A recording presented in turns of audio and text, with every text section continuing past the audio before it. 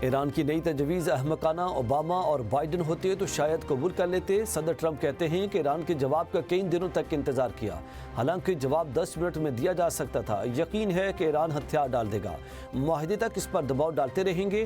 اب میں ہرمز کو کھولنے کے لیے فریڈم پروجیکٹ کی وسیع پیمانے پر بحالی پر غور کر رہا ہوں، تاہم اس کی بحالی کا فیصلہ نہیں کیا۔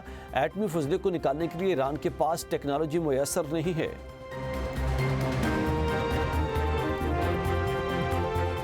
اور سنا ہے ٹرمپ چین جاتے ہوئے پاکستان میں رکیں گے۔ تصدیق نہیں کر سکتا، کوئی ملک نہیں چاہتا کہ خطے کا امن خراب ہو۔